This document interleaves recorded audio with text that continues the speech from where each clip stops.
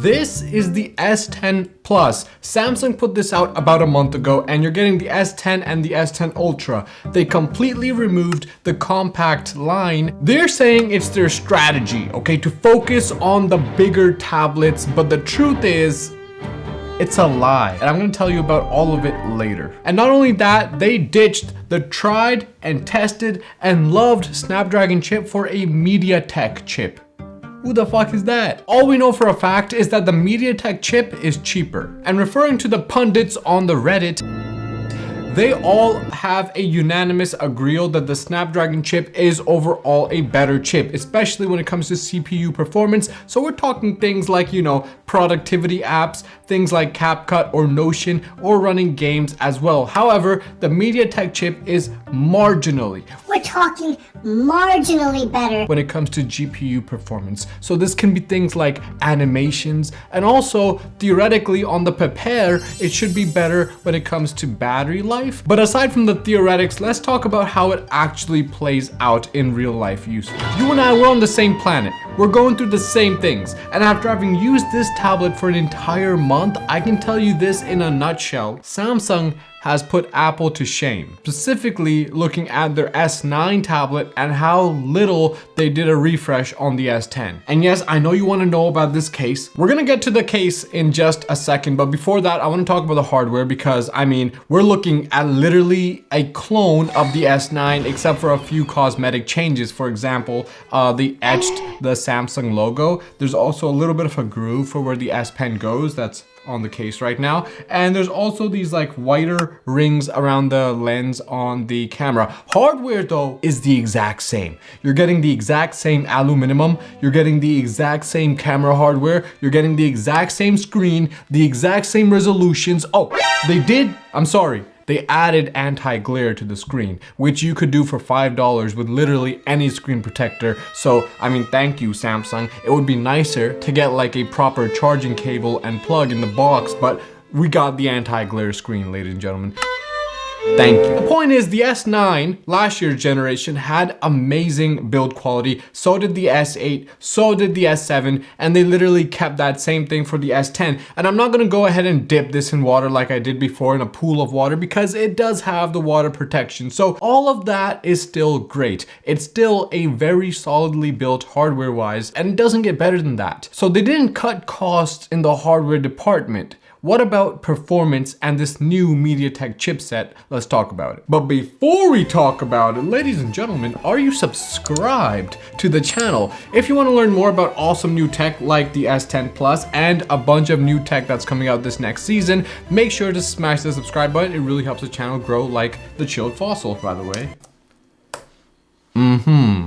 You don't have a case like this, do you? And by the way, if you want to join our monthly giveaway where we give away some monthly merch to anyone in the world, so anyone can join, make sure to smash that subscribe button, but also follow us on the Instagram at chilledfossil, and the giveaway winners are going to be announced there every single month. Let's talk about this new chip and performance. We're talking about the MediaTek Dimensity 9300 Plus. Lots of words, but it is a cheaper chip. It's cheaper than the Snapdragon chip, and it's cheaper because Snapdragon raised their prices. They know what they got.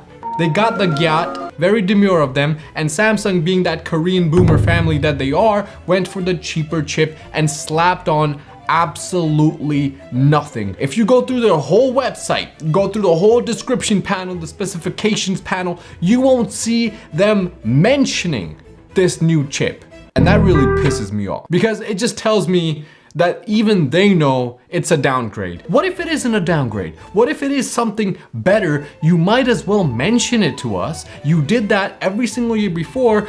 Every time you did a comparison between devices on Samsung or even like previous year's devices, they always gave you the specifications and included that chipset, whatever chipset was being used. This year, they completely took that out. Like, they don't want us to know there's not a Snapdragon in here. I mean, I'm open to new chips. Just tell me about it. Like, you know, be real. So what do they tell you about this new chip? Again, they never name the chip. They just tell you about what it's going to do. So what do they tell you about it? Well, there's a few stats here. So they're saying this new chip doesn't heat up. By the way, the S9 also didn't heat up all that much. That was amazing at heat management, but This S10 Plus is also not supposed to heat up, and in my usage, it's been perfectly chill. That's probably because of the MediaTek chip, right? It's probably because of that better GPU performance than the Snapdragon, right? It's probably because, no, they made a new vapor chamber. The fuck is a vapor chamber? You're not gonna tell me about the MediaTek chip.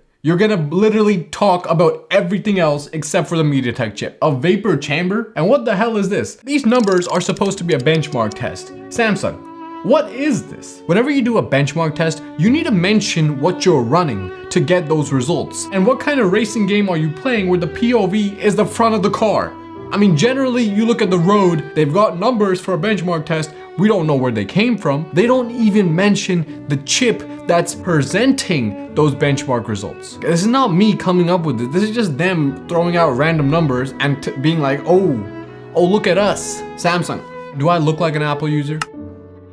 This video is being edited by Wondershare Filmora, who are also sponsoring this video. Wondershare Filmora brings some awesome AI features to your toolbox as a video editor. You get AI Copilot editing, AI text-based editing, AI music generator, AI text to video, and AI thumbnail creator so that your videos get the most clicks on YouTube. But not only that, some of my most used features are obviously going to be compound clip speed ramping and keyframing. That's what allows me to do all of the edits that keep you viewers engaged. I can also do audio beat syncs, audio visualizers, and add so many more audio effects that they have in their audio library. And one of the best parts is that this professional video editing software is available on Windows, Mac, iOS, and Android. So yes, you can use this on your proper gaming PCs, but also you can download it on your phone as well as your S9 tablets and have a remote video editing software that gives you all the professional services you need to produce awesome videos. I've been using Wondershare Filmora to upload videos on this channel since 2021, and over that time I've gotten to see how many new features they keep adding. They stay up to date with all of their audio libraries, their video libraries, their effects, transitions, sound effects, all of that. So if you want to try out Wondershare Filmora for free, definitely download them, link in the description below, and try out all of their cool features. Samsung doesn't want to talk about the chip. They don't want you to basically know that there's a new worse chip in the tablet. They also don't want you to think too hard. Don't use your head. Don't think too hard about the fact that they're not releasing the S9 or the S10 compact version. Now, do not for a second let that make you think that the S10 has no place on the market. It absolutely does. The iPad mini and the S10 regular, those are absolute staples in so many people's repertoire because that compactness cannot be replaced. So why did they just drop the compact version? Why did they degrade the tablet processor from the Snapdragon to the MediaTek chip? Money, ladies and gentlemen. The key is to be honest with yourself. We have to be honest with ourselves before we do anything.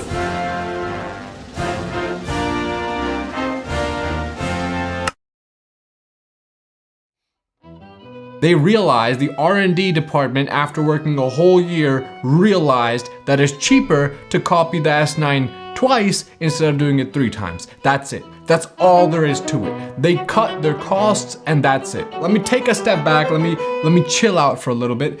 Look, S10 Plus over the past month has been absolutely amazing. It is basically the S9 Plus in every regard that I've been using it, from Notion, from Airbnb, from handling business to handling properties to taking notes to literally everything.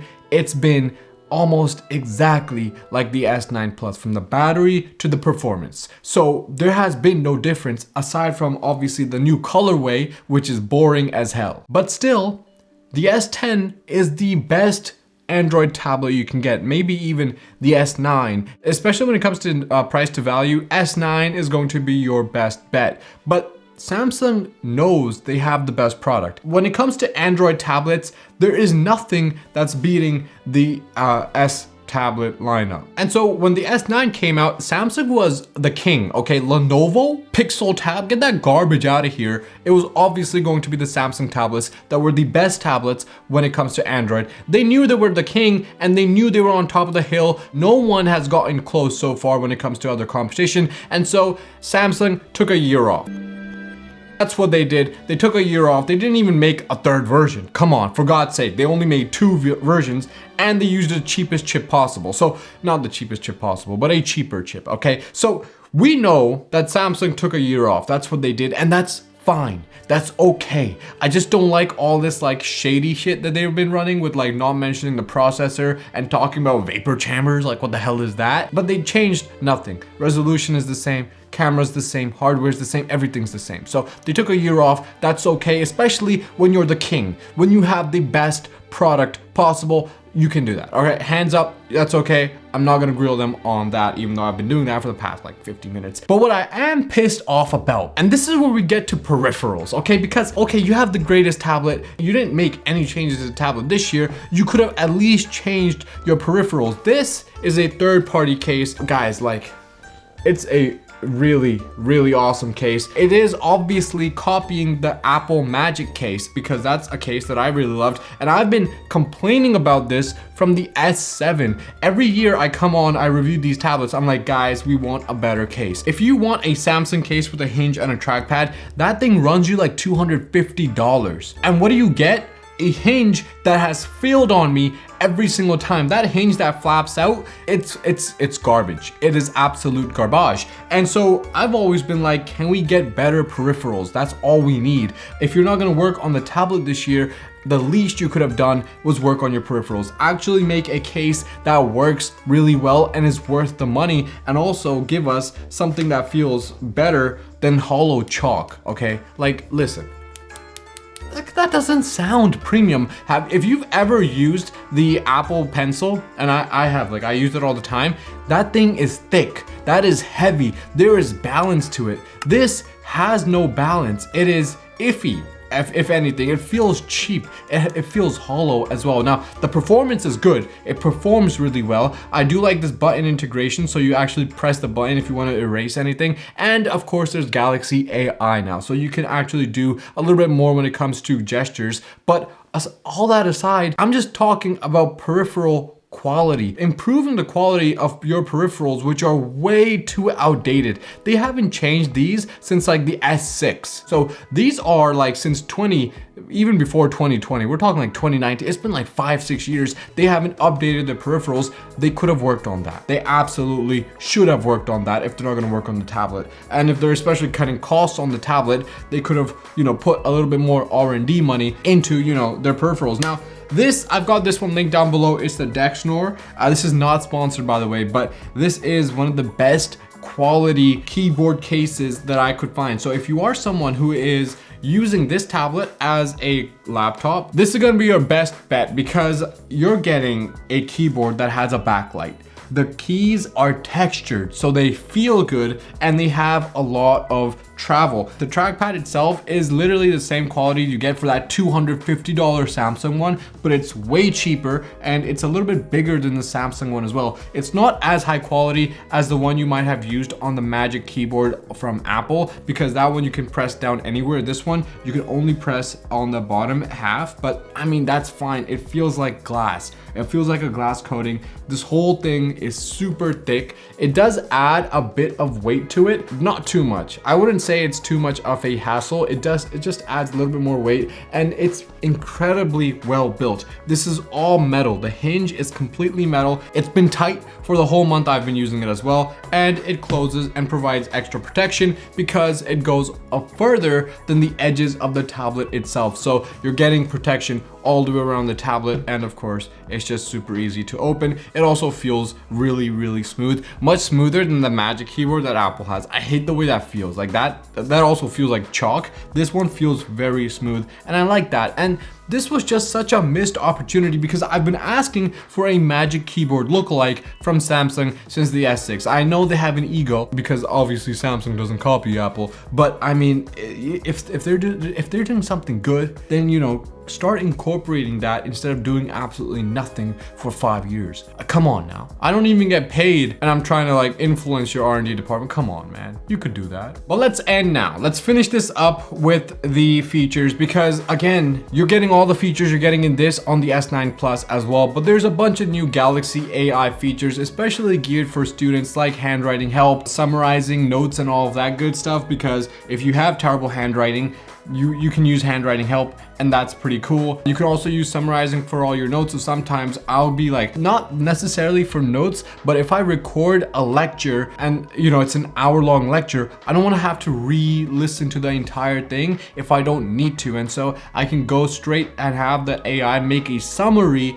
of the lecture recording and present to me a summary, a much more abridged version of everything that was included in the lecture. And obviously it's up to you if you trust it or not, but it's just easier and convenient for me because I really don't have the patience to sit through an hour-long lecture that I don't understand, honestly. But that's it. That's really all I wanted to talk about for this video. I know I've been grilling the S10 because it is really grill-worthy. I mean, yeah, it's the king, but everyone else in the sphere, in the YouTube sphere, is going to be talking about how amazing the tablet is. I know. That's what, you know, reviewers are supposed to do. I didn't want to do that. I wanted to talk about exactly how disappointed I am because yeah, they stopped improving, which is okay, whatever. And they also stopped improving their peripherals. I don't buy Samsung peripherals anymore. I don't buy Samsung cases for my phones because those are cheap and overpriced. I don't buy Samsung cables because those are cheap and overpriced. I don't buy Samsung cases for my tablets now either because,